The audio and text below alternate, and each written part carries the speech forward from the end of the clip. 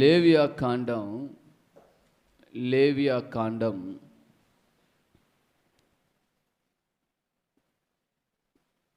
11వ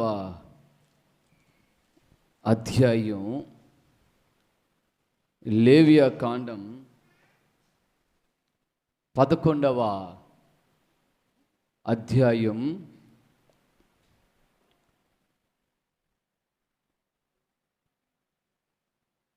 44వ వాక్యం.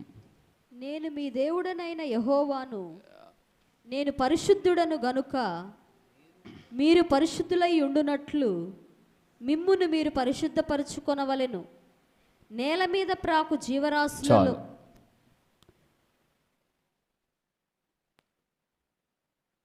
అందరూ తలపైకి ఎత్తండి.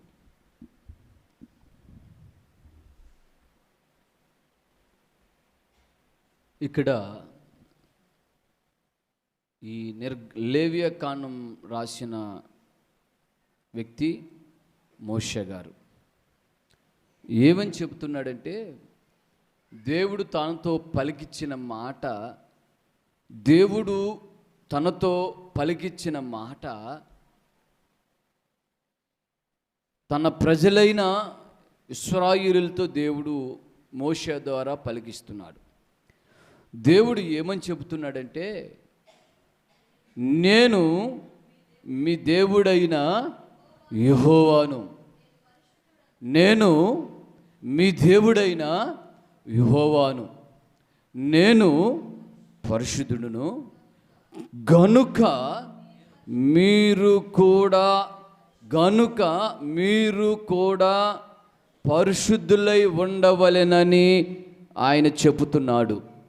ఒకసారి గట్టిగా చెప్పండి, హల్లెలూయా. అయ్యా, ఈ లాస్ట్ ఉపవాస ప్రార్థనకో ఏదో మీరు ఆశీర్వదిస్తారని మేము ఆశపడుతున్నాము, కానీ ఈ వాక్యం చెబుతున్నారేంటి అని మీరు అనుకోవచ్చు.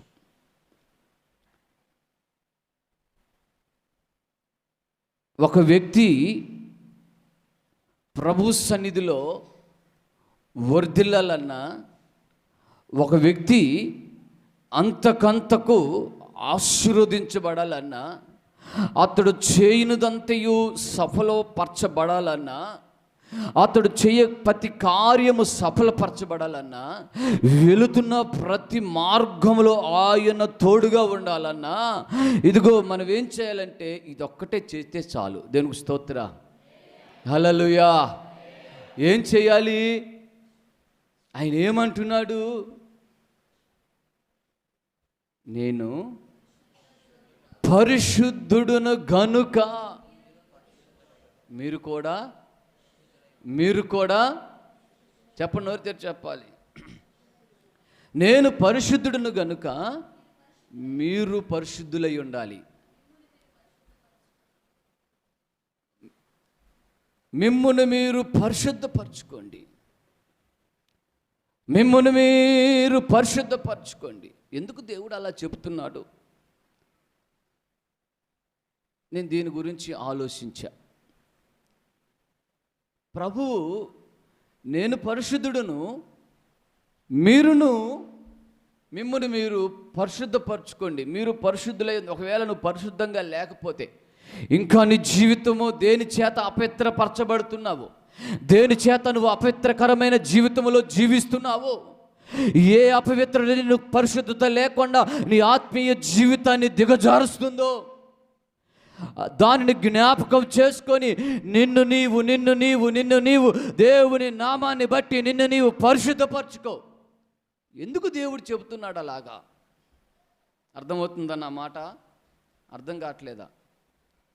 నేను పరిశుద్ధుడును, మీరు కూడా పరిశుద్ధులై ఉండండి అని చెప్పి ఆయన అన్నాడు, మిమ్ముని మీరు పరిశుద్ధపరచుకోండి. ఎందుకు దేవుడు అలా చెప్పాడు అంటే, మొదటి మాట, పరిశుద్ధపరచుకున్న వ్యక్తి ఎవరై ఉంటారు? పరిశుద్ధపరచుకున్న వ్యక్తి ఎవరై ఉంటారు, ఏమై ఉంటారు అనేది మనం చదువుదాం. లేవియ కాండంలోనే 20వ అధ్యాయం 26వ వాక్యం చదవండి. యెహోవా అను నేను పరిశుద్ధుడను, యెహోవా అను నేను పరిశుద్ధుడును, మీరు నా వారై ఉండునట్లు, మీరు నా వారై ఉండునట్లు అన్యజనులలో నుండి మిమ్మల్ని వేరుపరచితిని. చాలు. హల్లెలూయా.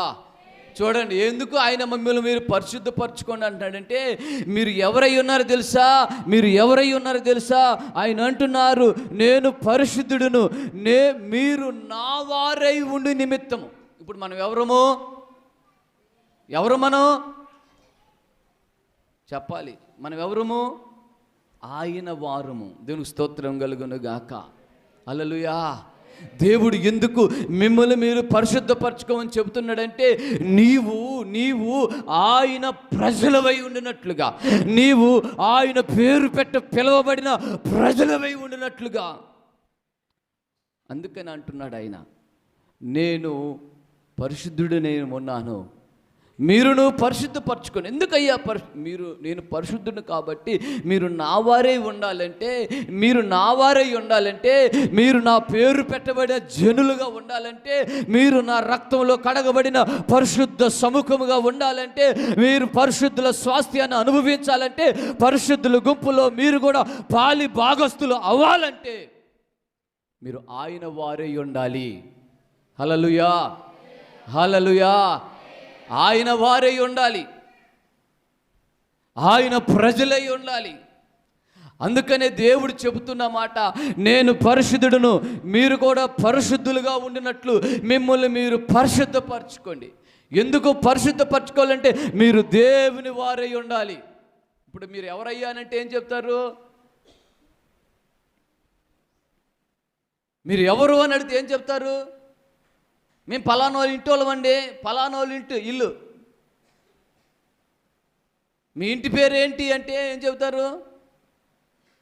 నీ అడ్రస్ అది ఏది? టొంపల. దేవునికి స్తోత్రం. మా ఇంటి పేరు అది, మా ఇంటి పేరు ఇది, అడ్రస్ అలా చెబుతారు. ఆయన అంటాడు, మీ అడ్రస్లు అవి కాదు, నా అడ్రస్సే మీకు కావాలి. హల్లెలూయా. నేనే మీకు అడ్రస్గా ఉండాలి. హల్లెలూయా. అందుకనే మీరు నా వారే. ఎవరైనా అడిగేందుకు వీళ్ళు ఎవరు అని ఎవరైనా అడిగితే, వీళ్ళు క్రీస్తు రక్తంలో కడగబడిన ప్రజలు. హల్లెలూయా. వీళ్ళు ఎవరు? యేసుక్రీస్తు రక్తము ద్వారా విమోచించబడిన ప్రజలు. చెప్పగలిగిన స్థితిలో నువ్వు మారాలి. అలా చెప్పగలిగిన వ్యక్తిగా నువ్వు మారాలి. నువ్వెవరవయ్యా అంటే, నేను క్రీస్తు వాడును, నేను ప్రభు బిడ్డను, నేను క్రీస్తు రక్తంలో కడగబడిన వాడును. నాలో యేసు ప్రభు చెప్పినట్లుగా నేను కూడా ఆయన వలె పరిశుద్ధుడుగా జీవిస్తున్నాను.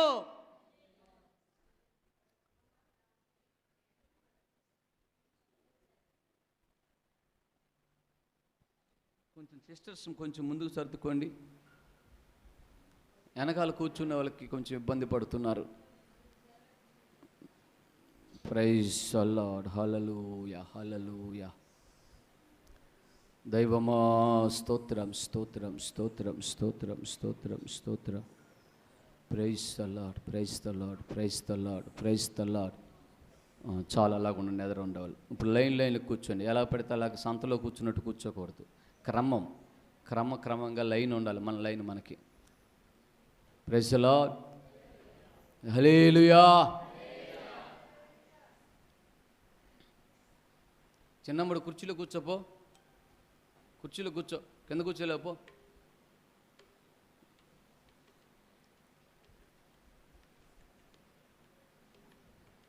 పెద్దావిడి కదా, కొంచెం కాళ్ళు నొప్పులు పడతాయి, కొంచెం బాధపడద్దు. అందుకనే కుర్చీలో కూర్చుంటే మంచిది. వయసులో ఉండాలి కుర్చీలో కూర్చుంటే నేను ఒప్పుకోను. Praise the lord. హల్లెలూయా. ఇంక శ్రద్ధగా వినండి, మాట్లాడొద్దు ఎవరు. భోజనాలు చేసేటప్పుడు మాట్లాడుకోండి. ఇప్పుడు నా మాట వినండి. ఒకసారి గట్టిగా చెప్పండి.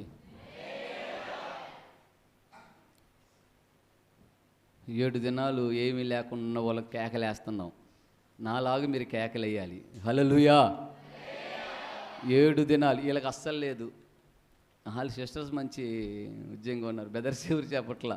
ఒకసారి చెప్పండి గట్టిగా.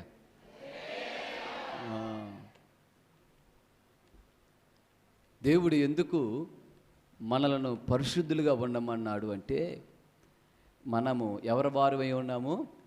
ప్రభు వారమై ఉన్నాం. ఆయన ఏమంటున్నాడు? మీరు నా వారై ఉండి నిమిత్తము మిమ్ములను ఎక్కడి నుంచి వేరు చేశాడంట? అన్యజనులలో నుండి. మీరు నా వారై ఉండి నిమిత్తము మిమ్ములను అన్యజనులలో నుండి నేను వేరుపరచతిని. ఇప్పుడు మనం ఎవరో తెలుసా? అన్యులలో నుంచి వేరు చేయబడ్డ వాళ్ళం. ఇప్పుడు అన్యుల వలె మనం ప్రవర్తించకూడదు. అన్య జనుల వలె మనం జీవించకూడదు. అన్య జనుల వలె ఆచారాలు పాటించకూడదు. అన్య జనుల వలె ముహూర్తాలు చూడకూడదు. అన్య జనుల వలె శకునాలు చూడకూడదు. అన్య జనుల వలె చేతులు చూపించుకోకూడదు. అన్య జనుల వలె మనం ఉండకూడదు.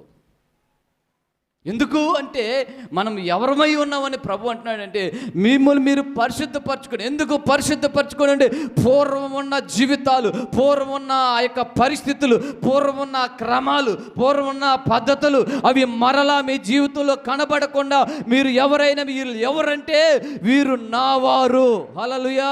వీరు నావారు. ఆయన నిలబడతాడు వచ్చి. ఆయన వచ్చి చెబుతాడు వీళ్ళు ఎవరు అని అంటే, ఆయన అంటాడు వీళ్ళు ఎవరో తెలుసా? ప్రకటన గ్రంథంలో రాయబడింది. యోహానుకు దర్శనం కలిగింది. యోహాను దర్శనం చూస్తున్నాడు. వినమ్మా ఉమా, ఎక్కడోకి వెళ్ళిపోయావు, జాగ్రత్త. Praise the Lord. బుర్ర ఎక్కడో పెట్టిందనమాట. దేవుని వాక్యం వినేటప్పుడు శ్రద్ధగా వినాలి. అశ్రద్ధగా ఉంటే శ్రాపగ్రస్తులని దేవుని వాక్యం చెబుతుంది. శాపం కావాలా, ఆశీర్వాదం కావాలా? చెబుతున్న మాట ప్రతిదీ మీ హృదయాల్లో ఎప్పుడైతే వెళుతుందో ఫలభరితమైన జీవితాలు మీరు అనుభవిస్తారు. అశ్రద్ధగా దేవుని మందిరంలో ఉండకూడదు. హల్లెలూయా. ప్రియమైన దేవుని బిడ్డలారా, యోహాను పద్మాసు దీపంలో ఉన్నప్పుడు దర్శనం చూస్తున్నాడు. పరలోకపు దర్శనం చూస్తుంటే కొంతమంది తెల్లని బట్టలు కట్టుకుని వస్తున్నారు. తెలుపు సాదృశ్యం అంటే పరిశుద్ధత. తెల్లని బట్టలు కట్టుకున్న వాళ్ళు ఇదిగో వస్తున్నారంట. వస్తుంటే ఒక ఆయన అడుగుతున్నాడు, అయ్యా ఈ తెల్లని బట్టలు కట్టుకొని ఇంత దగదగలాడుతున్నా ఏ వాషింగ్ పౌడర్స్ పని చేయని రీతిలో తెల్లగా మెరిసిపోతున్న ఇంత తెల్లని బట్టలు ధరించుకున్న వీళ్ళు ఎవరు? మనకు తెల్ల బట్టలు లేవు, నాటుకోళ్ళు అన్నమాట. ఫారం కోళ్ళు చూడండి, అంత ఫారం కోడికి వెళ్తే మొత్తం తెల్ల బట్టలే, తెల్లటివి బట్టలు అనుకుందాం వాటిని. హల్లెలూయా. తెల్లటి బట్టలు వేసుకున్న ఉన్నట్టుగా ఆ ఫారం కోడి వెళ్ళినప్పుడు ఒక్కోసారి ఆ కోళ్ళ ఫారంలోకి వెళ్ళినప్పుడు అనిపిస్తుంది, సంఘం కూడా ఇలాగ తెల్లని బట్టలతో ఉంటే ఎంత బాగుంటుంది. హల్లెలూయా. మనం ఎలాంటి వాళ్ళు అంటే నాటుకోళ్ళు లాంటి వాళ్ళం. రకరకాల బట్టలు. మీరు అనుకోవచ్చు బట్టలతో ఏముందయ్యా అంటే, ఇదిగో ప్రకటన గ్రంథంలో చదవండి. ఆ మాట తీసిన వాళ్ళు చదవండి. పెద్దలలో ఒకడు. ఎక్కడ? ప్రకటన గ్రంథము 7:13 చదవండి ఆ మాట. పెద్దలలో ఒకడు తెల్లని వస్త్రములు ధరించుకొని ఉన్న వీరెవరు, ఎక్కడి నుండి వచ్చిరని నన్ను అడిగాను. అందుకు నేను అయ్యా నీకే తెలియననగా అతడు ఇలాగు నాతో చెప్పాడు. ఎవరు చెబుతున్నారు? ఆయన అడిగిన ఆయన చెబుతున్నాడు ఏమని? వీరు మహాశ్రమలలో నుండి వచ్చిన వారు గొర్రెపిల్ల రక్తములో తమ వస్త్రములు ఉతుకుకొని వాటిని తెలుపు చేసుకున్న వారు వీరే. హల్లెలూయా. తెల్లని వస్త్రాలు. ఎక్కడి నుంచి వచ్చినవి అంటే ఈ తెలుపు అంటే ఎక్కడి నుంచి వచ్చినవి? ఇప్పుడు మనము సిస్టర్స్ కొంతమంది ఉతికి ఉతికి ఉతికి ఉతికి మురిగిపోదు, కానీ బట్ట చినిగిపోతుంది, సబ్బు అరిగిపోతుంది, బ్రష్ అరిగిపోతుంది, బట్ట మడికి తెలుపు రాట్లా. Praise the lord. ఈ బట్టలు, ఈ వస్త్రాలు తెల్లని వస్త్రాలుగా మారటానికి ఏంటంటే ఆయన రక్తములో కడగబడి శ్రమల చేత విధేయత నేర్చుకొని తమను తాము పరిశుద్ధ జీవితాలు కలిగి ఆ తెలుపు అనే వస్త్రాలతో పరిశుద్ధతతో నింపి ఇదిగో పరలోకానికి వెళుతున్న వారు వీరు. హల్లెలూయా. పరలోకానికి వెళుతున్నారు. అందుకనే బైబిల్ చెబుతుంది, మొదటి మాట ఏంటంటే ఎందుకు నిన్ను నీవు పరిశుద్ధపరచుకోమని దేవుడు చెబుతున్నాడంటే, గొర్రెపిల్ల రక్తంలో ఎందుకు నిన్ను పరిశుద్ధపరచుకోమని దేవుడు చెబుతున్నాడంటే నీవు ఆయన వారై ఉండాలి. ఇప్పుడు నువ్వు ఎవరైనా అడిగితే నువ్వెవరని చెప్పాలి? మేము క్రీస్తు బిడ్డలము. దేవునికి స్తోత్రం. మేము యేసుక్రీస్తు నమ్ముకున్నాం. మన సాక్ష్యము, మన అడ్రస్ అదే. రెండో మాట, ఇంకా ముందుకెళ్తాను, సమయము తక్కువగా ఉంది కాబట్టి. రెండోది మార్కు సువార్త 3వ అధ్యాయం 14వ వాక్యం చదవండి. వారు తనతో కూడా ఉండునట్లును దయ్యములను వెళ్ళగొట్టు అధికారము గలవారై. 13వ వాక్యం కూడా చదవండి. ఆయన కొండెక్కి తనకిష్టమైన వారిని పిలువగా వారు ఆయన యొద్దకు వచ్చిరి. వారు తనతో కూడా ఉండునట్లు. దేవునికి స్తోత్రం. రెండో మాట ఎందుకు తెలుసా? ఎందుకు మనల్ని మనం పరిశుద్ధపరచుకోవాలంటే మొదటి మాట ఆయన వారై ఉండాలి. మనం ఏమై ఉండాలి? ఆయన వారై ఉండటానికి, ఆయన ప్రజలమై ఉండటానికి. రెండోది ఏంటో తెలుసా? మనము ఆయనతో కూడా ఉండటానికి. దేవునికి స్తోత్రం కలుగునగాక. అర్థమవుతుందని చెప్పిన మాట అర్థం కాలేదా? దేవుడు ఎందుకు మిమ్మల్ని మీరు పరిశుద్ధపరచుకోండి, మిమ్మల్ని మీరు పరిశుద్ధపరచుకోండి. నేను పరిశుద్ధుడిని కాబట్టి నాతో మీరు ఉండాలి. ఒకరోజు కాదండి దేవుడితో ఉండేది. ఎన్ని రోజులు ఉంటాము అమ్మా? యుగాలు లేక సదాకాలము ఆయనతో ఎప్పుడు ఎల్లప్పుడూ. గొర్రెపిల్ల ఎక్కడ ఉండునో మనము కూడా అక్కడే ఉండటానికి, ఆయన ఎక్కడ ఉంటాడో ఆయనతో కూడి కలిసి ఆ దేవుని పరిశుద్ధ పట్టణంలో ఉండటానికి నిన్ను నీవు పరిశుద్ధపరచుకోవాలి. ఒకటి, ఆయన వారై ఉండటానికి పరిశుద్ధపరచుకోవాలి. రెండోదిగా ఆయనతో ఉండటానికి నువ్వు పరిశుద్ధపరచుకోవాలి. ఆయనతో ఉండకుండా ఒకవేళ ఉన్నావు అనుకో, ఆయనతో లేకుండా ఉన్నావు అనుకో, ఆయన లేకుండా జీవించేవనుకో, ఆయన లేకుండా నువ్వు బ్రతుకుతున్నావు అనుకో, ఆయన లేకుండా నువ్వు నడుస్తున్నావు అనుకో, నీతో ఆయన లేనప్పుడు ఎవరుంటారు చెప్పండి? ఎవరుంటారు? ఒకసారి యేసు ప్రభు ఒక ఉపమానం చెప్పాడు. శ్రద్ధగా వినండి. ఏంటి ఆ ఉపమానం అంటే, యేసు ప్రభు ఎందుకు అలా చెప్పాడు అంటే, ఒక రోజంట ఒక వ్యక్తి మంచి కొత్త ఇల్లు కట్టుకున్నాడు. ఆ ఇల్లు చాలా కాలము పాడుపోయిపోయింది. ఆ ఇంట్లో ఎవరు లేకపోవటం చూసి ఆ ఇంటిని చక్కగా ఊడ్చి అమర్చి శుభ్రం చేసి పాడైపోయిన ఆ ఇంటిని బాగు చేసి ఆ ఇల్లుని చక్కగా ఎక్కడ ఉండవలసిన అక్కడ పెట్టేసి వెళ్ళిపోయాడు ఆయన. దానికి ముందు ఆ ఇంట్లో ఎవరున్నారు, ఎందుకు పాడైపోయింది, ఎందుకు అలాగుందంటే ఆ ఇల్లు పాపంతో నిండిపోయి ఉంది, శాపంతో నిండిపోయి ఉంది, అక్రమంతో నిండిపోయి ఉంది. అలాంటి ఇంటిని బాగు చేసి శుభ్రం చేసి ఆయన దాంట్లో ఉన్న అపవిత్రతను ఎల్లగొట్టి శుభ్రం చేసి ఉన్నాడు. కొన్ని రోజులైన తర్వాత ఆ ఇంటిని నేను అంటున్నాను, ఆ ఇంట్లో ఆ వెళ్ళిపోయిన అపవిత్ర ఆత్మ, వెళ్ళిపోయిన ఆ అపవిత్రత, వెళ్ళిపోయిన ఆ పాపము, వెళ్ళిపోయిన ఆ శాపము, వెళ్ళిపోయిన యొక్క భూ సంబంధమైన ఈ లోక సంబంధమైన పాపక్రియలు దేవుడు ముందుగా వెళ్ళగొట్టిన తరువాత మరలా కొన్ని రోజులైన తర్వాత ఆ ఇల్లు అంటే ఎప్పుడు చూసినా ఖాళీగానే కనబడుతుందంట. ఆ ఇంట్లో ఎవరు నివాసం చేయట్లేదంట. అప్పుడు ఆ వెళ్ళిపోయిన ఆ అపవిత్ర ఆత్మ తిరుగుతుందంట. ఎక్కడ చూసినా దేవునితో సహవాసం చేసేవాళ్ళు కనబడుతున్నారు. ఏ ఇంటికి వెళ్ళినా ప్రార్థనలు నిలబడుతున్నాయి. ఏ ఇంట్లోకి వెళ్ళినా దేవునితో ఎక్కువగా గడిపేవాళ్ళు కనబడుతున్నారు. ఏ ఇంటికి వెళ్ళినా అందరూ విశ్వాస వీరులు కనబడుతున్నారు. అందుకనే ఆ వెళ్ళిపోయిన ఆ అపవిత్ర ఆత్మ తిరిగి ఎక్కడ కాలుని పెట్టడానికి స్థలం లేక తిరిగి ఆలోచించిందంట. ఒక రోజు నేను ఒక ఇంటికి ఇంట్లో ఉన్నప్పుడు నన్ను వెళ్ళగొట్టారు కదా, ఆ ఇల్లు ఎలాగుందో అని చూడడానికి ఒక్కసారి వచ్చిందంట. హల్లెలూయా. చూడటానికి వస్తే జరిగిన విషయం ఏంటంటే, అక్కడ చూడటానికి వస్తే ఆ ఇల్లు అంట అపవిత్రాత్మ ఒక మనుష్యుని వదిలిపోయిన తరువాత అది విశ్రాంతి వెతుకుచు నీరు లేని చోట్ల తిరుగుచుండును.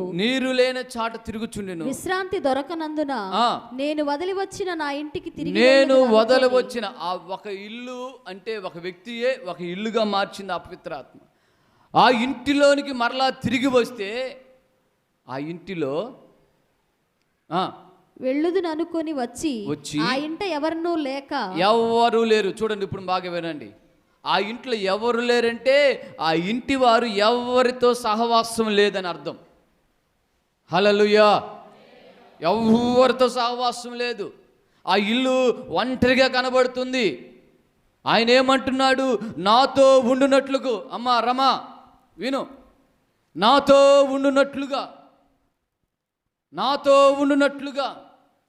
ఇదిగో నిన్ను బాగు చేశా. పాడైపోయిన నీ జీవితాన్ని, పాప శాపములో కొట్టిమిట్లాడుతున్న జీవితాన్ని, అపవిత్ర క్రియలతో, అపవిత్ర కార్యాలతో, ఇదిగో పాప సంబంధమైన జీవితాల్లో కలిగిన ఎన్నో అన్నిలో నుంచి నిన్ను వేరు చేసి ప్రత్యేకపరిచి నువ్వు నాతో ఉండటానికి నా రక్తంలో నిన్ను పరిశుద్ధపరిచా. మీ అతిక్రమములన్నీ ఒప్పుకున్నారు, కానీ ఈరోజు మీరు నాతో లేరు. ఆయనతో లేకపోతే విడిచిపోయిన అపవిత్రాత్మ మరలా నీ దగ్గరకు వస్తాడు. విడిచిపోయిన అపవిత్రాత్మ నీ దగ్గరకు వచ్చి ఆ విడిచిపోయిన ఆ ఇంటిని చూస్తేనంట అప్పటి వరకు కొంచెం చుట్టా బీడి సిగరెట్టు తాగుడు వ్యసనాలు బానిసత్వాలు అన్నీ కలిగిన సహోదరులు మీరు అనుకోవచ్చు, అయ్యా సిస్టర్స్ కూడా తాగుతారా అని అనకాకండి. తాగే సిస్టర్స్ బోల్డ్ మంది ఉన్నారు, బోల్డ్ మంది సిస్టర్స్ ఉన్నారు తాగేవాళ్ళు. హల్లెలూయా. ఒకసారి ఇలాగే మేము పాస్టమ్ గారు అరకెళ్ళాం. అరకెళ్తే కారు తోలుకొని వెళ్తాం, మారుతి వ్యాన్ తోలుకుంటూ వెళ్తాం. ఇద్దరు భార్యాభర్తలు నడి రోడ్డు మీద కొట్టుకుంటున్నారు. మేము అనుకున్నాము ఈ మగోడు ఆడావిని అలా రోడ్డు మీద పెట్టి కొడుతున్నాడు అని మేము ఆపుతుంటే ఒక ఆయన అంటాడు, పాస్టర్ గారు కదా అండి, ఏమండి ఇదిగో వాళ్ళు అలాగే కొట్టుకుంటారు. ఎందుకంటే ఇద్దరు ఫుల్గా తాగారు, ఇద్దరు జీలు కళ్ళు తాగారంట. పొద్దున్నే సూర్యుడు ఉదయిస్తున్నప్పుడు తాగాడు, బాగా మొత్తెక్కింది. ఇద్దరు ఒకళ్ళ మీద ఒకళ్ళు పడి కొట్టుకోవడం ప్రారంభించారు. ఈరోజు అలాంటి స్థితిలో ఉన్న మనలను, అలాంటి అపవిత్రమైన బ్రతుకులో ఉన్న మనలను యేసు ఆయనతో ఉండటానికి ఆయన మనల్ని పిలిచాడు. ఆయనతో లేకపోతే మరలా మనలోకి ఎవరు వస్తారు తెలుసా? అపవిత్రాత్మలు మరలా నీలో ప్రవేశిస్తాయి. మొదటి స్థితి కంటే నీ కడపడి స్థితి బహుఘోరంగా ఉంటుంది. మొదటి స్థితి కంటే కడపడి స్థితి చాలా ఘోరంగా ఉంటుంది. ప్రియమైన దేవుని బిడ్డలారా, ఇక శ్రద్ధగా వినండి.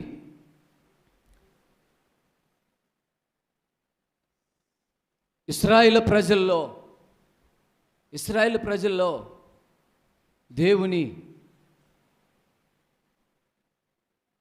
వారితో ఉండటానికి ఆయన వారిలో ఉండటానికి, ఆయన వారితో ఉండటానికి, వీరు ఆయనతో ఉండాలని అరణ్య మార్గంలో ఐగుప్తు దేశం నుండి బానిస సంఖ్యల నుండి విడిపించబడిన తరువాత అరణ్యములో దేవుడు వారితో మాట్లాడి, నేను మీతో ఉన్నట్లుగా మీరు నాతో ఉన్నట్లుగా నిత్యం నీవు నేను ఒకరిని ఒకరు పెనవేయబడి ఈ అరణ్యంలో కలిసి తిరుగునట్లుగా, నడిచినట్లుగా, నేను మీకు తోడుగా ఉన్నట్లుగా, నేను మీతో ఉన్నట్లుగా ఒక మందస్సాన్ని తయారు చేయమన్నాడు. నిబంధన మందస్సాన్ని తయారు చేయమన్నాడు దేవుడు. ఆ నిబంధన మందస్సాన్ని తుమ్మకర్రతో చేసి, ఆ తుమ్మకర్రతో చేసిన మందస్సాన్ని లోపల బంగారపు రేకును పొదిగించి, బయట బంగారపు రేకును పొదిగించి, దాని మీద కరుణాపీఠము కలిగిన, ఇదిగో మన వెనకాల చూడబడుతున్న ఆ మందస్సము దేవుని ప్రజలతో ఉండటానికి కనబడుతుంది కదా. యాజకులు మోస్తున్నారు. హల్లెలూయా. చూసుకొని మీకు అర్థం కాకపోతే, యాజకులు అలాగా మందసాన్ని మోస్తున్నారు. ఎందుకో తెలుసా? అది ఇశ్రాయేల్ ప్రజల మధ్య ఉంటేనే వారికి క్షేమం. అది ఇశ్రాయేల్ ప్రజలతో ఉంటేనే వాళ్ళ కుటుంబాలు బహుగా దీవించబడతాయి. ఆ కుటుంబం క్షేమము కలిగి ఉంటుంది. ఒకరోజు ఏం జరిగిందంటే, ఫిలిస్తీన్లకు ఇశ్రాయేల్ ప్రజలకు యుద్ధం జరిగింది. బాగా శ్రద్ధగా నా మాట వినండి. ఫిలిస్తీన్లకు ఇశ్రాయేల్ ప్రజలకు యుద్ధం జరిగింది. ఎప్పుడైతే యుద్ధం జరిగిందో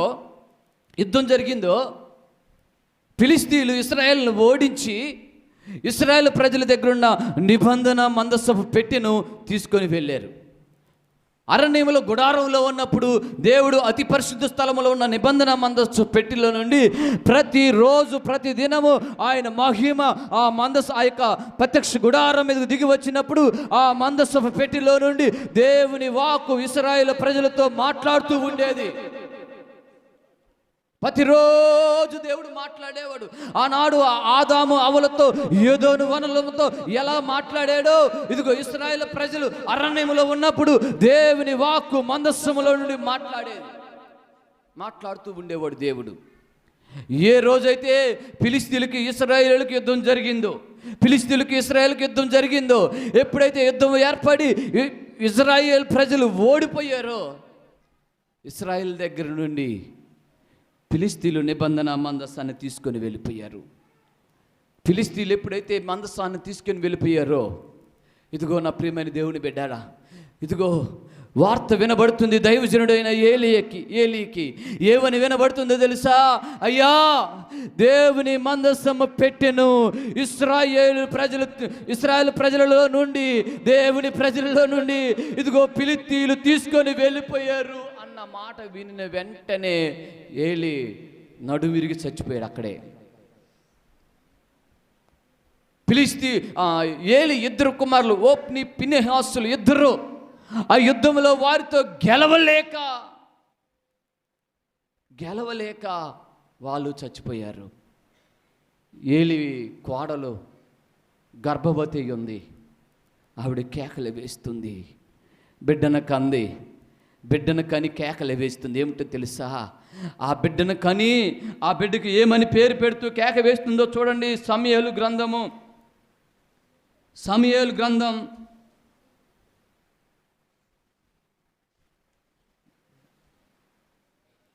20వ వాక్యం చదవండి. 4:20. ఆమె మృతి నొందుచుండగా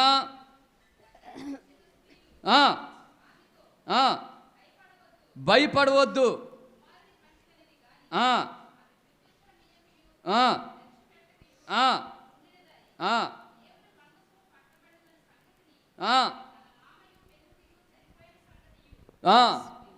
తెలుసుకొని ప్రభావము ఇశ్రాయేలులో నుండి వెళ్ళిపోయింది.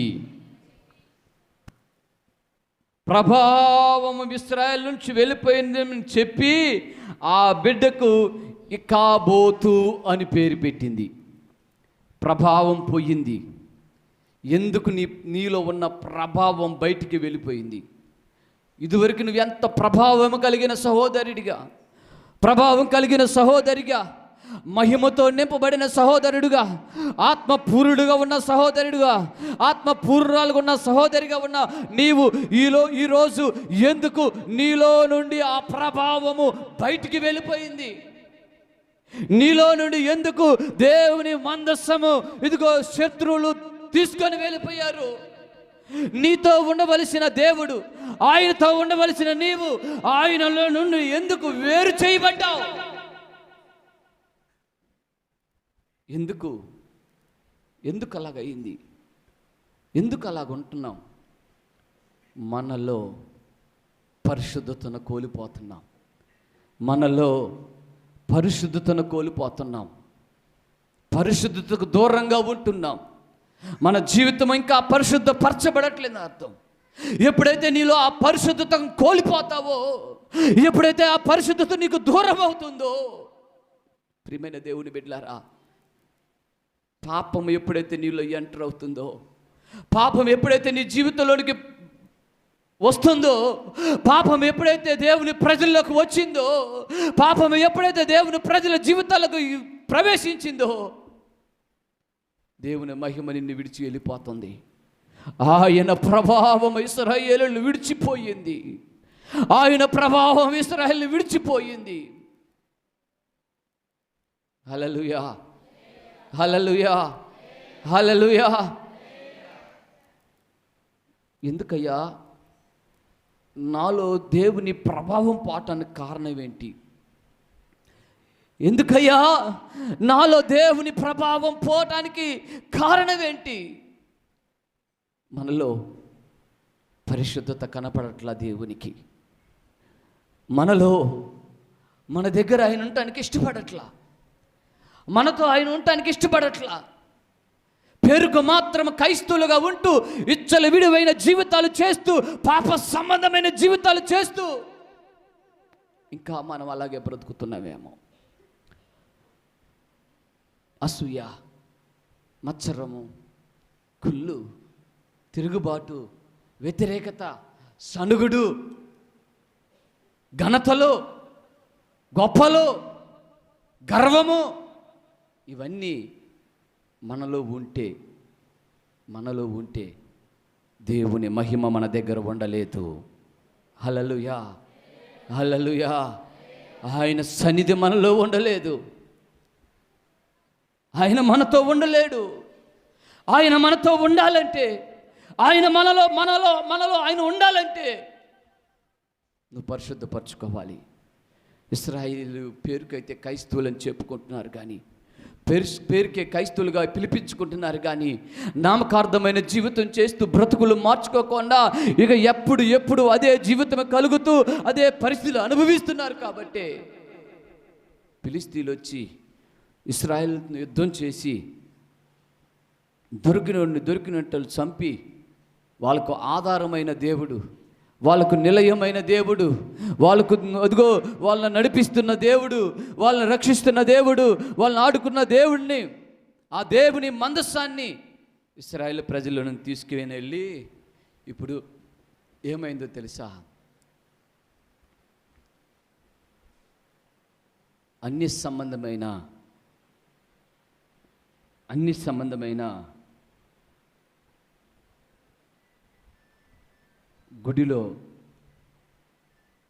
సంబంధమైన గుడిలో, ఆ గుడి పేరేంటో తెలుసా?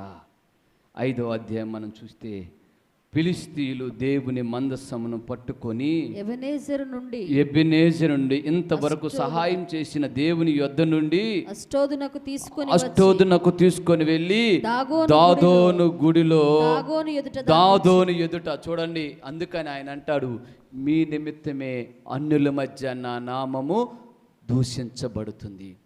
మీ నిమిత్తమే, నీ నిమిత్తమే, నీ క్రియల నిమిత్తమే, నీ జీవితం నిమిత్తమే, నీ ప్రవర్తన నిమిత్తమే, నీ ఆలోచన నిమిత్తమే, నీ నడవడికి నిమిత్తమే. ఇదిగో దేవుని నామము. ఇప్పుడు దేవుడు ఎక్కడున్నాడంటే, ఒక రాయితో చేయబడిన ఫిలిష్తీయుల దేవుడు దాగోను గుడి ఎదుట, ఆ దాగోను గుడి దేవత ఎదుట ఆ మహిమాన్వితుడైన దేవుని మందస్సం అక్కడ ఎదర పెట్టేశారంట. ఒకసారి ఆలోచించండి. ఎందుకు దేవుడు మనలో ఉండకుండా పోవటానికి మొదట మెట్టు మనం పరిశుద్ధపరచుకోవట్లా? గుండెలు పలిగినట్లుగా మనల్ని మనం కేకలు వేసి పరిశుద్ధపరచుకొని జీవించాలి. ఆయన పరిశుద్ధుల మధ్యనే నివసిస్తాడు, అపవిత్రుల మధ్య ఆయన ఉండటానికి ఇష్టపడడు. ఇప్పుడు ఫిలిష్తీయులు తీసుకెళ్ళి దాదోను గుడిలో పెడితే జరిగిన సందర్భం ఏంటో తెలుసా? ఆ రోజు దాదోను గుడిలో పెడితే ఆ దాదోను గుడిలో ఉన్న దేవత తల ఇరిగి పడిపోయిందంట. అక్కడ ఇరిగి పడిపోయింది. విరిగి పడటమే కాదు, ఫిలిష్తీయుల మధ్యలో నిబంధన మందసం ఉండటం వలన ఫిలిష్తీయులందరికీ గడ్డలు మనం చెగ్గడ్డలు అంటాం. ఒక్కొక్కడికి ఇంతంత గెడ్డ శరీరాల్లో వేలబడుతూ ఉన్నాయి అంట. పటాలను పగిలిపోవటం, ఓ రసికాలి, ఓ భయంకరమైన ఓ పరిస్థితిలో ఫిలిష్తీయులు ఉన్నారు. బాగా వినండి. అంటే దేవుడు వాళ్ళకి అర్థమైపోయింది. తెల్లారి పొద్దున్నే లేచి వచ్చారు. చూడగానే దాదోను గుడిలో ఉన్న దేవత తల విరిగి పడిపోయింది. మరలా అక్కడ ఉన్న పెద్దలు అది తీసుకెళ్ళి ఆ తలకాయ తీసుకెళ్ళి దాని మీద పెట్టారంట. దాని మీద పెట్టారు. రెండో రోజు ఏం జరిగిందో తెలుసా? రెండో రోజు అదే నిబంధన మందసం పెట్టా ఆ దాదోను గుడిలో ఆ దేవత ముందు ఉన్నప్పుడు రెండో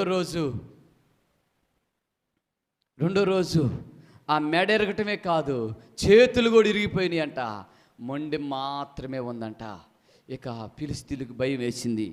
ఇది ఇశ్రాయేలీయుల దేవుని ప్రభావము, ఇది ఇశ్రాయేల్ దేవుని శక్తి, ఇది ఇశ్రాయేల్ దేవుని యొక్క మహిమ. ఆయన ఇక్కడ ఉంటే మనం పాడైపోతాం, మన దేశం నాశనం అయిపోయింది అని వాళ్ళంట ఒక బండి తీసుకొచ్చి 2 ఆవులు, పిల్ల తల్లి కలిగిన ఆవులు, అంటే అప్పుడే వీనిన ఆవులను తీసుకొచ్చి ఆ బండి కట్టి ఆ బండి మీద ఆ మందసాన్ని పెట్టి వాళ్ళు అన్నారంట, ఫిలిష్తీయులు సర్దారులు 5 ఈ 5 సర్దారులతో కలిసి ఒక ఆలోచన చేశారంట. ఏం చేశారంటే, ఇదిగో మన దేశంలో ఇదిగో ఈ నిబంధన మందసము మన మధ్య ఉండటం వలన ఇదిగో మనకు ఈ గెడ్డలు వచ్చినాయి కాబట్టి ఈ గెడ్డలు పోవటానికి బంగారంతో గెడ్డలు చేయండి. ఏం చెప్పండి బంగారంతో గడ్డలు చేయండి. ఇప్పుడు దాంతోపాటు బంగారంతో పందికొక్కును చేయండి. ఎవరన్నారు? ఫిలిష్తీయులు ఆలోచించారు. ఎందుకయ్యా ఇలా చేస్తున్నారంటే, ఏమి లేదు, ఆ మందస్సం మనలో నుంచి తీసుకెళ్తున్నప్పుడు ఈ పందికొక్కు వచ్చి ఆ గడ్డలను తిన్నది. దేవుణ్ణి ఎలాగ ఆలోచిస్తున్నారు చూడండి వాళ్ళు. Praise the Lord. అందుకని పందెల ముందు ముత్యాలు వేయొద్దని చెప్పడానికి కారణం అదే.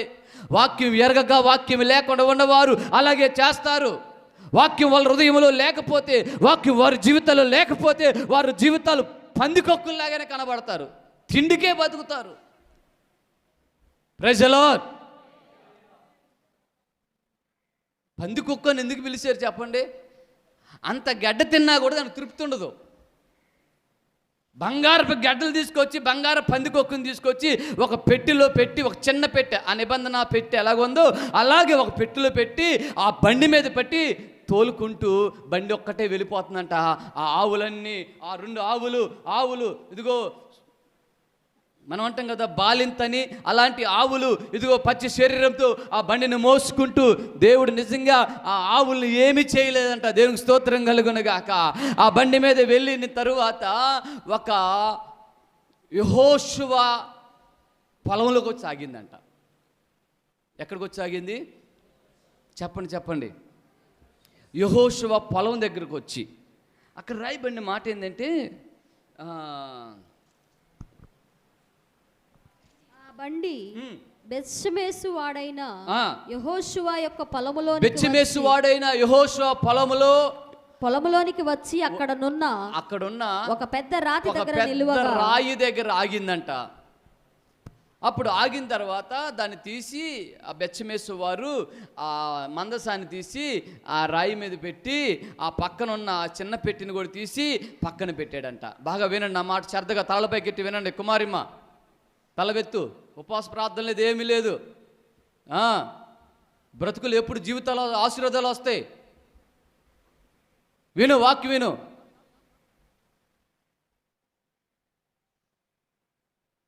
హల్లెలూయా. నువ్వు ఆశీర్వదించబడాలంటే నువ్వు చేయవలసిన విషయాలు చెబుతున్నాను. మందసం లేకపోవటం వల్ల ఇశ్రాయేలు ప్రజలు శ్రమలలో పడ్డారు. దేవుడు వారితో లేకపోవటం వలన, పిలిచిన దేవుడు, రక్షించిన దేవుడు వారితో లేకపోవటం వలన, సరే మహిమాన్వితుడైన దేవుణ్ణి ఫిలిష్తీయులు ఎత్తుకొని వెళ్ళిపోయారు. మందసం పెట్టిను దేవుని మందసాన్ని వెతుకొని వెళ్ళిపోయి అక్కడ పెడితే అక్కడ వారిని ఆ పరిశుద్ధులు లేకపోవటం వల్ల, పరిశుద్ధుల మధ్య దేవుడు ఉండలేకపోవటం వల్ల ఆయన మహాశక్తి వాళ్ళని ఆవరించి వాళ్ళని భయంకరమైన గడ్డలతో ఉండటం వలన వాళ్ళు భయపడి బంగారం పందికొక్కు, బంగారపు గడ్డలను చేసి ఒక పెట్టెలో పెట్టి మందసాన్ని బండి మీద పెట్టి, కొత్త బండి మీద పెట్టి ఆ ఆవులను కట్టి తోలేరు. బెచ్చిమేసు అయిన యెహోషువ పొలములోనికి వచ్చి ఆ బండి ఆగినప్పుడు ఆ బెచ్చిమేసు అయిన యెహోషువ ఆ బండిల మీద ఉన్న ఆ మందసం పెట్టిన రాయి మీద పెట్టాడు. రాయి మీద పెట్టి ఆ పక్కనున్న దాన్ని కూడా, పందికొక్కులను కూడా తీసి పక్కన పెట్టాడు. ఆ పెట్టిని కూడా పెట్టిన తర్వాత ఏం చేశాడు తెలుసా? ఇది దూరం నుండి ఫిలిష్తీయులు చూస్తున్నారు. ఏమని తెలుసా? పోనీలే, మన బోర్డర్ దాటిపోయాడు. దేవునికి స్తోత్రం, హల్లెలూయా. వాళ్ళు ధైర్యం తెచ్చుకున్నారు. ఇక మనకు దేవుని శాపం మన మీద లేదు, మన శాపం నుంచి విడుదల పొందామని వాళ్ళు సంతోషంగా వెళ్ళిపోయారు. ప్రియమైన దేవుని బిడ్డ, సహోదరి సహోదరులారా, నేనంత ఎందుకు చెబుతున్నా అంటే బాగా వినండి. ఈ బెచ్చిమేసు వాడైన యెహోషువ ఆ దేవుని మందసం పెట్టెను తెరచాడంట. చూడండి, ఆ బెచ్చిమేసు వాడైన దేవుని మందసమును ఎప్పుడైతే తెరిచాడో ఏం జరిగిందో తెలుసా? బెత్షెమెషు వారు యెహోవా మందసమును తెరచి చూడగా, యెహోవా మందసమును తెరిచి చూడగా దేవుడు వారిని హతము చేసి, దేవుడు చూడండి, పరిశుద్ధత లేకుండా దేవుని సన్నిధిలో నిలబడలేరు అని చెప్పటానికి ఇది సాక్ష్యం. దేవుడు మొత్తుతాడు అపవిత్రంగా మనం ఇంకా జీవిస్తూ ఉంటే. బెత్షెమెషు వాడైన ఆ ప్రజలు యెహోవా మందసం పెట్టెను ఇలా తెరవగానే దేవుడు వారిని హతము చేసినట్టు ఆ దినములలో 50,000 చెప్పండి ఎక్కడ ఎంతమంది? 50,000 మంది ఇలా తెరిసిగానే ఆయన మహాశక్తి వాళ్ళందరూ తాకినమ్మటే ఆ యొక్క బెత్షెమెషు వారు వాళ్ళందరూ ఇంచుమించుగా 50,000 మందికి పైనే హతులైపోయారు. దేవునికి స్తోత్రం కలుగును గాక. హల్లెలూయా, హల్లెలూయా. అందరూ హతులైపోయారు. ప్రియమైన దేవుని ప్రజలారా, బాగా వినండి. ఎప్పుడైతే ఆ సందర్భం వారిలో జరిగిందో, ఎప్పుడైతే అది వారి జీవితంలో ఏర్పడిందో, వాళ్ళు భయపడిపోయారు. అమ్మో, ఇశ్రాయేల్ దేవుని శక్తి సామాన్యం కాదు, ఇశ్రాయేల్ దేవుని శక్తి చాలా శక్తివంతమైనది, అమ్మో ఇది మన దగ్గర ఉండకూడదు అని ఆలోచించి అప్పుడు అబీనాదాబు అనే వ్యక్తిని పిలిపించారు. దేవునికి స్తోత్రం కలుగును గాక. అబీనాదాబు అనే వ్యక్తి ఒక కొండ ప్రాంతాల్లో జీవిస్తున్నాడు, పరిశుద్ధంగా జీవిస్తున్నాడు. ఆయన చాలా జాగ్రత్తగా దేవునితో భయం కలిగి జీవిస్తున్నాడు. ఆ ఇంటిలో ఇదిగో ఇంచుమించుగా ఆ కిర్యాతీయుమైన అబీనాదాబు ఇంటిలో ఆ మందసము 20 సంవత్సరాలు ఉందంట. దేవునికి స్తోత్రం కలుగును గాక. హల్లెలూయా. ఆ మందసము ఇశ్రాయేల్ అబీనాదాబు దగ్గరకు తీసుకొచ్చారు. క్రియాతీయమైన అక్కడికి వచ్చిన తర్వాత ఆయన ఎవరయ్య అంటే ఇదిగో బైబిల్ చెబుతుంది. ఏమని చెబుతుంది? మందసము కిర్యత్యారీములో నుండిన కాలము 20 సంవత్సరములాయెను. ఇశ్రాయేలీలందరూ యెహోవాను అనుసరింపక దుఃఖించుచుండగా సమూయేలు ఇశ్రాయేలీలందరితో ఇట్లనెను, మీ పూర్ణ హృదయముతో యెహోవా యొద్దకు మీరు మళ్ళుకొనిన ఎడల అన్యదేవతలను అష్టారోతు దేవతలను మీ మధ్య నుండి 7వ అధ్యాయం 8వ వాక్యంలో మొదటి వాక్యం చూస్తే అంతటా కిర్యత్యారీము వారు వచ్చి ఆ. యెహోవా మందసమును తీసుకొని పోయి ఉమ్, కొండయందుండే ఉమ్. అబినాదాబు ఇంట చేర్చి ఆ. దానిని కాపాడుటకై ఆ. అతని కుమారుడైన ఎలియాజరును ప్రతిష్ఠించిరి. ప్రతిష్ఠించే అది అది ఎక్కడ ఉంటుందంటే ప్రతిష్ట కలిగిన వారి మధ్యలో దేవుడు ఉంటాడు. దేవునికి స్తోత్రం కలుగును గాక. 20 సంవత్సరాలు ఉన్నాడంట అక్కడ. ఎందుకున్నాడు అక్కడ అంటే వారిలో ప్రతిష్ట కనబడుతుంది, వారిలో ప్రతిష్ట ఉంది. దేనికి ప్రతిష్ట? ప్రతిష్ట చేయబడ్డారు వాళ్ళు, సమర్పించుకున్నారు దేవుని కొరకు. ఎలాంటి సమర్పణ అంటే సజీవ యాగముగా మీ శరీరములను దేవునికి సమర్పించండి. ఏ పాపమును మిమ్మల్ని ఏలనీయకుండా మిమ్మల్ని మీరు దేవునికి సమర్పించండి. సమర్పణ అనే ప్రతిష్ఠత కావాలి ఈరోజు ప్రజలకు. ఒక్కొక్కరు దేవుని ప్రజలకు ప్రతిష్ఠత లేదు, ఏమి లేదు. ఆత్మీయ జీవితంలో ఈ దేహం దేవునిదై ఉంది, ఈ ఆత్మ దేవునిదై ఉంది, ఈ శరీరం దేవునిదై ఉంది. మనం దేవుని ప్రజలమై ఉన్నాం. ఈ దేవుని ప్రజలు తమను తాము దేవుని దగ్గర ప్రతిష్ఠించుకుంటేనే దేవుడు వారితో ఉంటాడు. ఆ ప్రతిష్ఠే పరిశుద్ధత. ఈరోజు మనలో ఆ పరిశుద్ధత ఉందా? మన శరీరమే పరిశుద్ధంగా కాపాడుకోలేకపోతున్నాం. మనకు ఒక చెవు కాదు, 4 చెవులు ఉండాలి మనకి. చెవుకు ఒక్కడ కాదు, ఇక్కడ కూడా కొడతారు, ఇక్కడ కూడా కొడతారు. ఒక ముక్కు కాదు, ఇక్కడ కొడతారు, ఇక్కడ కొడతారు. ఒక గాజు కాదు, ఇక్కడ వరకే వేస్తారు. ప్రార్థన కంటే నీ గాజుల శబ్దమే ఎక్కువ వినబడుతుంది దేవుని మందిరంలో. ఎక్కడ నీ దేహం పరిశుద్ధంగా కాపాడుకుంటున్నావు? ఎక్కడ దేవునికి నిన్ను ప్రతిష్ఠించుకుంటా? నువ్వు అనుకోవచ్చు, పాస్టరో గాజులెత్తే దేవుడు ఒప్పుకుంటాడు, దేవుడు పరిశుద్ధంగా హృదయం కాదుగా కావాల్సింది అనుకుంటున్నారేమో. హృదయం ఉండాలి, అంతరంగం పరిశుద్ధంగా ఉండాలి. ఇదిగో శరీరం కూడా దేవుని సన్నిధిలో పరిశుద్ధంగా ఉండటానికి నీవు దేవునికి ప్రతిష్ఠించుకోవాలి. ఆ ప్రతిష్ఠత ఎప్పుడైతే నీలో ఉంటుందో దేవుడు నీ దగ్గర ఉండటానికి ఇష్టపడతాడు, ఆయన నీతో ఉండటానికి ఇష్టపడతాడు. అప్పటి వరకు శ్రమల కొలిములో కాల్చబడతావు. అప్పటి వరకు ఇదిగో నువ్వు దేవునికి దూరంగానే బ్రతుకుతూ ఉంటావు. పరిశుద్ధత కావాలి. ఆ పరిశుద్ధత సజీవ యాగంగా బ్రతికొండగానే ఈ శరీరం దేవునికి అర్పించడానికి నువ్వు దేవునికి అర్పించుకోవాలి. అక్షయమైన అలంకరణ కలిగి ఉండాలి దేవుని ప్రజలు. హల్లెలూయా. అక్షయమైన అలంకరణ, అక్షయతను ధరించిన ప్రజలుగా మారాలి మనము. రేపు అక్షయులే ఆ పరలోక రాజ్యానికి ఎత్తబడతారు. రేపు అక్షయులే ఆ పరలోక రాజ్యానికి హక్కుదారులుగా మార్చబడతారు. బంగారం కొనుక్కొని మెల్లలో ఇంతంత బంగారం వేసుకుంటే పరలోకానికి వెళ్ళవో. నువ్వు నన్ను తిట్టుకో, ఏమైనా అనుకో, నాకు బాధ ఏమి లేదు. నా మోహం మీద ఉమ్మేయి, నాకేం బాధ లేదు. ఎలాగెందుకు చెప్పేవని తుడుచుకుంటాను అంతే. నాకంటే యేసయ్య ఎంతో తుడుచుకున్నాడు. దేవునికి స్తోత్రం కలుగును గాక. హల్లెలూయా. ముఖమును ఉమ్మి వేయగా అని బైబిల్లో వాక్యం చదివిస్తుంది యేసయ్యని గురించి. నేను కూడా అలాగే అనుకుంటా. నువ్వు సరి చేసుకోవడానికి ఇష్టపడాలి. హల్లెలూయా. అన్నిలాగా మనం కూడా కనబడితే మనకేం లేదు.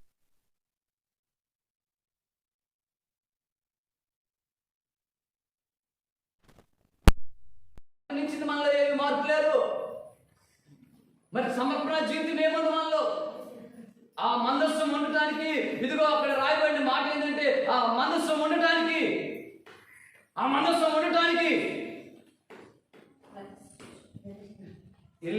ఎలియాజరును అతను కుమారుడైన అబినాదాబు కుమారుడైన ఎలియాజరును ప్రతిష్ఠ చేశారు. ఆ ప్రతిష్ఠ నీలో దేవుడికి కనబడితే దేవునికి హాని చేయడు. హల్లెలూయా. హల్లెలూయా.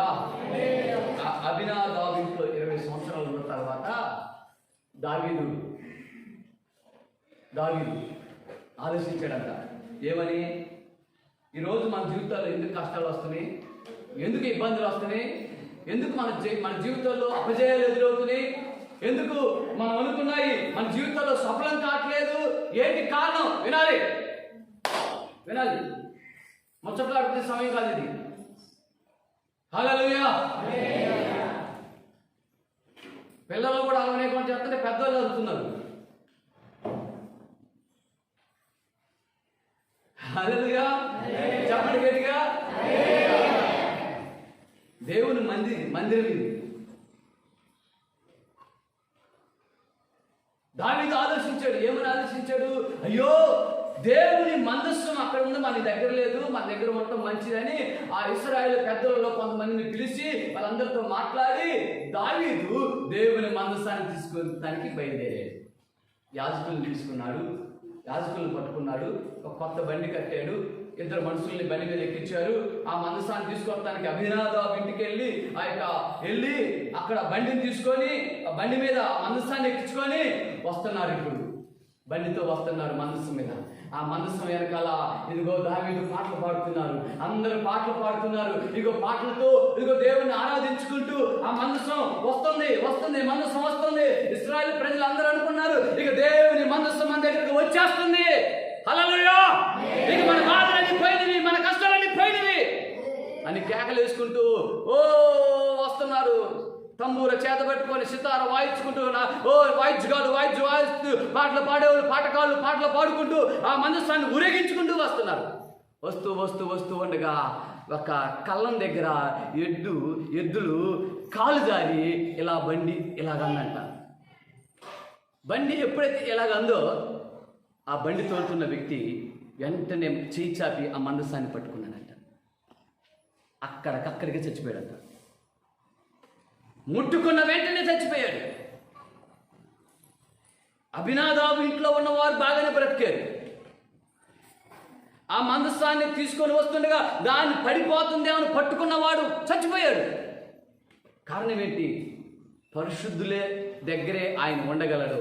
హల్లెలూయా. అప్పుడు దావీదు చూశాడు, అయ్యో, నా దేవుని మందసము తీసుకొస్తుంటే ఇదిగో ముట్టిన వెంటనే చనిపోయాడే వజ్జా అని ఆలోచించి ఈ మందస్సం ఇప్పుడు కానీ దావీదు పురానికి వస్తే, ఈ మందస్సం కానీ బెత్లెహేముకి వస్తే, ఈ మందస్సం కానీ దావీదు పురంలోకి వస్తే ఇదిగో దావీదు పురం అంతా ఎందుకంటే దావీదు వీళ్ళు క్రమం లేదు, దావీదింట్లో క్రమం లేదు. దావీదింట్లో ఎలాగుందయ్యా అంటే దావీదింట్లో అన్నే చెల్లెలు చేర్చాడు, అన్నే తమ్ముడిని చంపాడు. ఇదిగో భయంకరమైన పరిస్థితులు, ఆ కుటుంబం పాపపు జీవితాలతో కొట్టిమిట్లాడుతూ నిండిపోయి సమాధానం లేని పరిస్థితులు ఆ ఇల్లు ఉంది.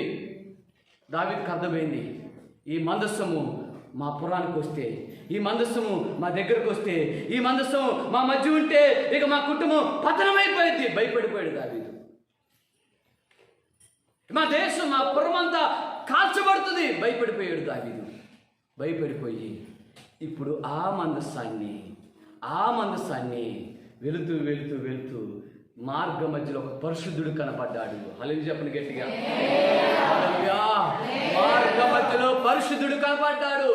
మార్గ మధ్యలో పరిశుద్ధుడు ఎప్పుడైతే కనపడ్డాడో ఇక అనుకున్నాడు దావీదు, ఈ మందసం నా దగ్గర ఉండడం కంటే ఇక్కడ ఉండడం మంచిదని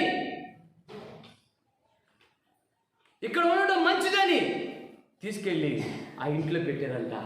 ఎన్నో సంవత్సరాలు లేదండి, 3 నెలలు ఉంది అక్కడ. దేవుని సప్పట్లు కూడా దేవుని మైపడుతుంది. హల్లెలూయా. హల్లెలూయా. పరిశుద్ధత కలిగిన వారి దగ్గర ఆయన ఉంటాడు. ఆయన ఉండటమే కాదు, ఆ పరిశుద్ధులను ఆయన ఎన్ని సంవత్సరాలు తరబడి కాదు, ఆయన క్షణమాత్రములో పెంట కుప్ప మీద ఉండవాలని సింహాసనం ఎక్కించగలిగిన దేవుడు. సప్పట్లు కూడా దేవుని హల్లెలూయా. హల్లెలూయా.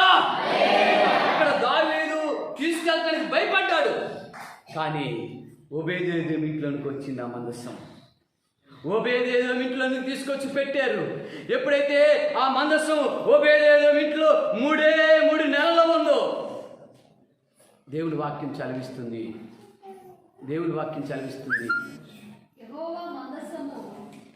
మొదటి దినవృత్తాంతముల గ్రంథం 13వ అధ్యాయం 13వ వాక్యం. 13వ అధ్యాయం 13వ వాక్యం. నేను ముగించేయబోతాను, త్వరగా చదవండి.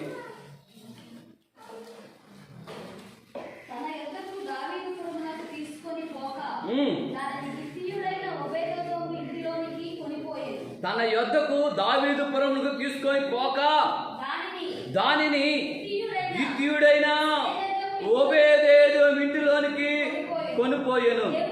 దేవుని మందసం ఓబేదేదోము ఇంటిలో వారి కుటుంబం వద్ద 3 నెలలు ఉందంట.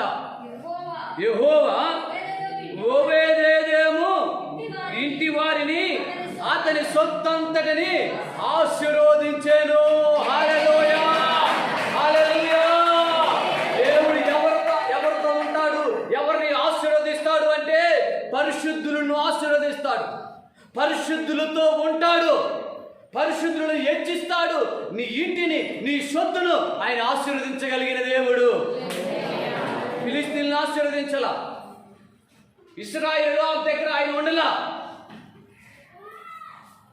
బెత్షెమెషు వాసైన యెహోషువ దగ్గర ఉండలా,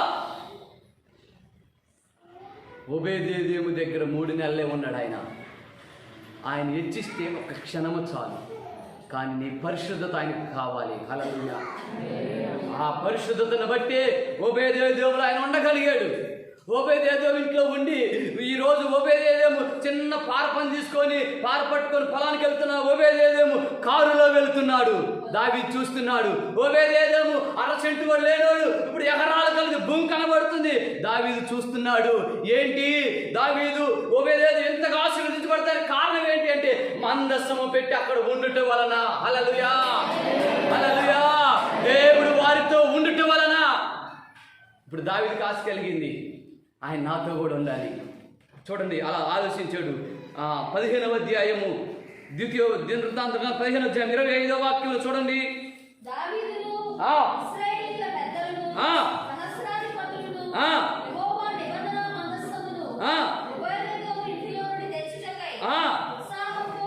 ఉత్సాహంతో పోతున్నారంట. హల్లెలూయా, ఉత్సాహంతో పోతారు. ఇప్పుడు ఎలా పోతారు దావీదు తెలుసా? తనను తాను పరిశుద్ధపరచుకుంటున్నాడు, తనను తాను పరిశుద్ధపరచుకున్నాడు. ఏమని తెలుసా? ప్రభా, నా జీవితం ఇలాగుంది, నా పిల్లల జీవితం ఇలాగుంది, నా గ్రామ పరిస్థితి ఎలాగుంది, నా ఇంటి వారి పరిస్థితి ఎలాగుంది. అయ్యో, నువ్వు ఎలాగా ఉంటే నా దగ్గర రావు కదా ప్రభా అని దావీదు పరిశుద్ధతకు సూచనగా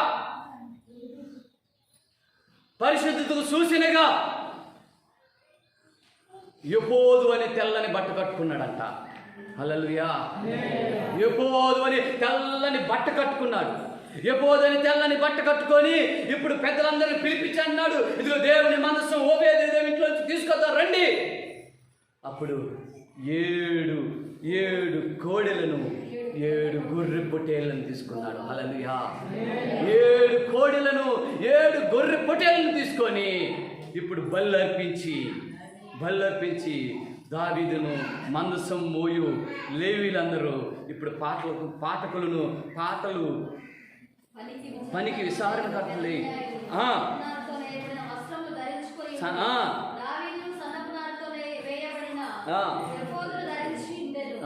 ఉండేను అంటే ఆల్రెడీ ధరించుకొని ప్రిపేర్ అయ్యాడు. దేవుని స్తోత్రం.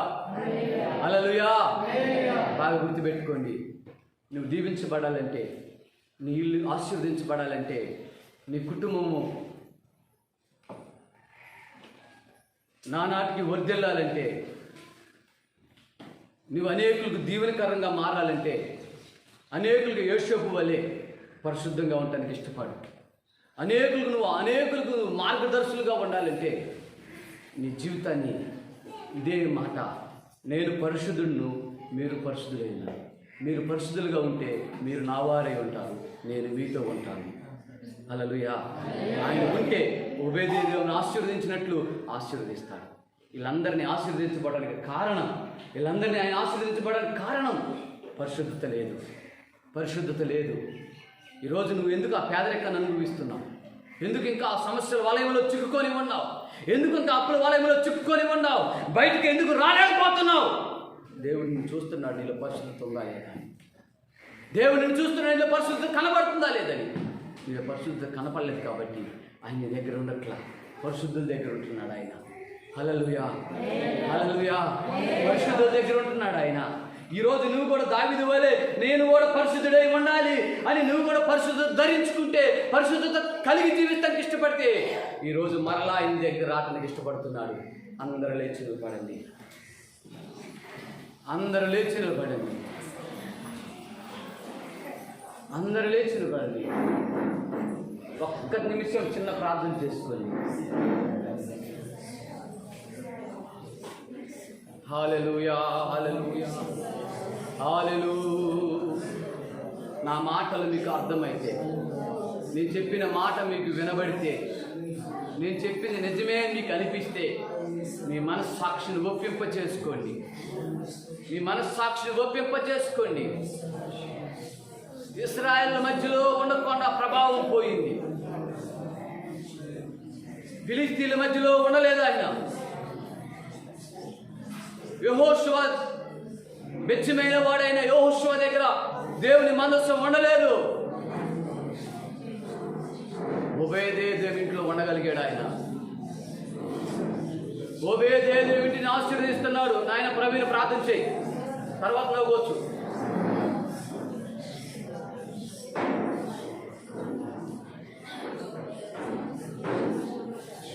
ఆయన దగ్గర మనల్ని మనం పరిశుద్ధపరచుకుందాం. మనల్ని మనం పరిశుద్ధపరచుకుందాం. మీరు ఆశీర్వదించబడాలి అంటే, నీ కుటుంబం హెచ్చించబడాలంటే, నీ చేతి పని అభివృద్ధి పొందాలంటే, నువ్వు చేస్తున్న ప్రతి విషయం సఫలంగా ఉండాలంటే, ఈ మొదటి మెట్టే నీ జీవితంలో ఉంటే చాలు. ఈ మెట్టే నీ జీవితంలో కనబడితే చాలు. ఇది మొదలుకొని ఆయన ఆశీర్వదించడం ప్రారంభిస్తాడు నిన్ను. కానీ నీ జీవితం ఎలా ఉందో దేవుని దగ్గర తీర్మానానికి రా ప్రియ దేవుని బిడ్డ. తీర్మానానికి రా ప్రియ సహోదరి.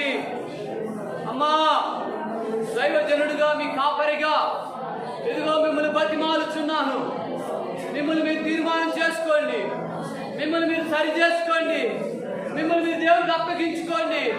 నువ్వు నాతో ఉండాలయ్యా. నేను నీ వారే ఉండాలయ్యా. నువ్వు నాతో ఉండాలి, నేను నీతో ఉండాలి. అడగండి, నోరు తెరిచి అడగండి.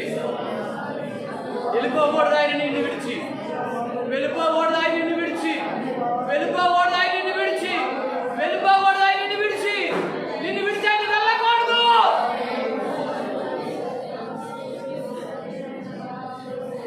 బతిమాలాయండి, బతిమాలాయండి. ఒక కన్నీరైన ఆయన పాదాల మీద కాచు. ఒక కన్నీరు పొట్టేనయ్యా. నిజమే, అపవిత్రమైన జీవితం నా దగ్గర ఉంటే నువ్వు నాతో ఉండవయ్యా. అడుగు. అమ్మా, అమ్మా, యేసయ్య ఈ రోజు నిన్ను ప్రేమించాడు. యేసయ్య నిన్ను ప్రేమించాడు. నీ కుటుంబాన్ని ప్రేమించాడయ్యా. ప్రాధేయపడవా? అయ్యో, నిజమేనయ్యా, నిజమే, నిజమే ప్రభువా. నీ వాక్యంతో నాతో మాట్లాడు. నా దగ్గర నువ్వు ఉండట్లేదేమో, నాతో నువ్వు ఉండట్లేదేమో, నా ఇంట్లో నువ్వు ఉండట్లేదేమో. అందుకేనయ్యా, ఎంత కష్టపడినా, ఎంత ప్రయాసపడినా నా జీవితంలో అపజయమే ఎదురవుతుంది. నాలో నుండి అపవిత్రతను తీసివేయి. నేను నీతో నీ వారే ఉన్నట్టుగా నన్ను మార్చండి. ఎంతమంది అయితే ఈ దేవుని వాక్యానికి లోబడి కట్టుబడి ప్రార్థన చేస్తారో, ఓ రివాలా భాషవల కత్తురా వలగరాయ, ఓ రివాలా భాషవంతర వలగత్ర వలగరాయ. హల్లెలూయా, హల్లెలూయా, హల్లెలూయా. ఆయన శక్తి, ఆయన ప్రభావం దీన్ని తాకున్నట్లుగా తీర్మానానికి రా, తీర్మానానికి రా, తీర్మానానికి రా, తీర్మానానికి రా. తీర్మానం చేసుకో. స్తోత్రం, స్తోత్రం, స్తోత్రం, స్తోత్రం.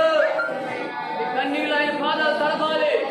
నీ కన్నీరు ఆయన పాదాలు తడపాలి. నీ కన్నీరే నీ కుటుంబానికి దీవెన. నీ కన్నీరే పశ్చాత్తాప మూలం.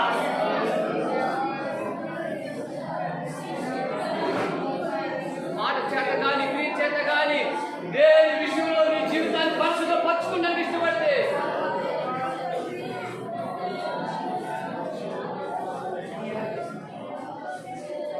నా దేవుడు నీతో ఉండడానికి ఇష్టపడతాడు.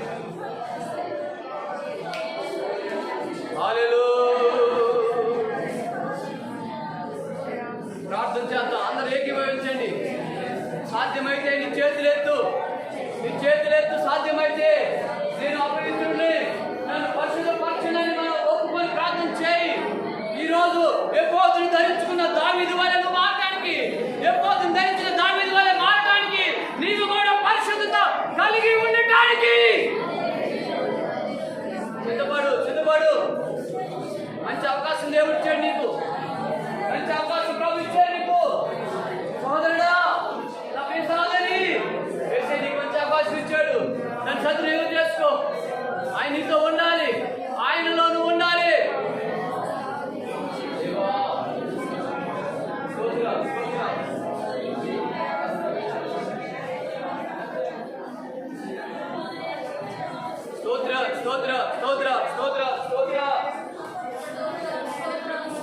పాస్టర్ గారు ప్రార్థన చేస్తారు, అందరూ ఏకీభవించండి.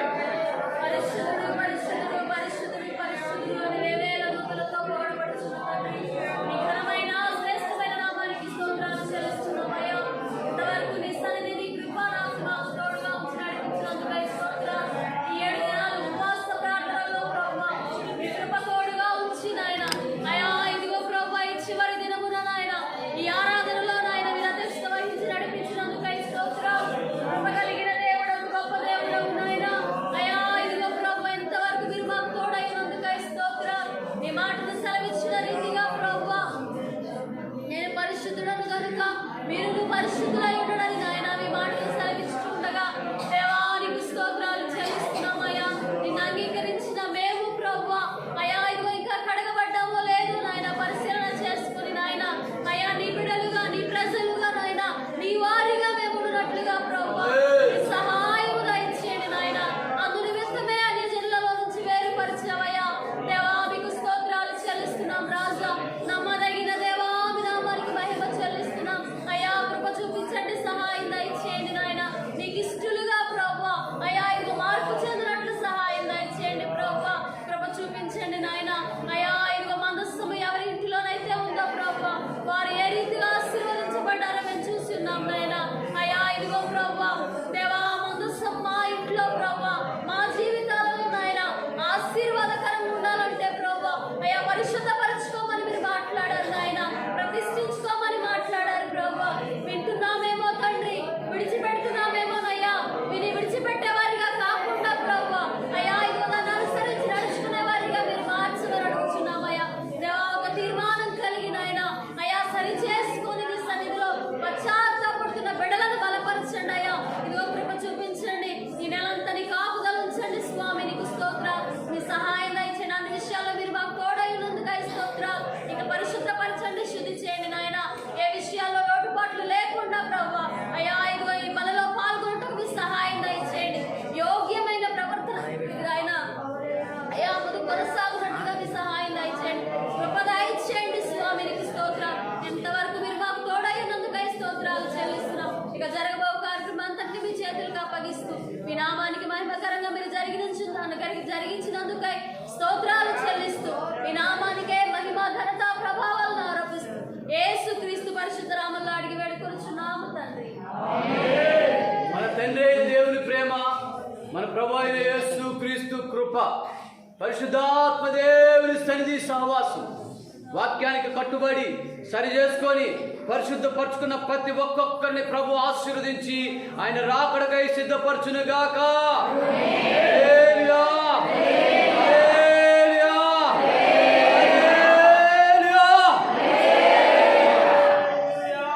అందరికీ వందనాలు, స్తోత్రాలు.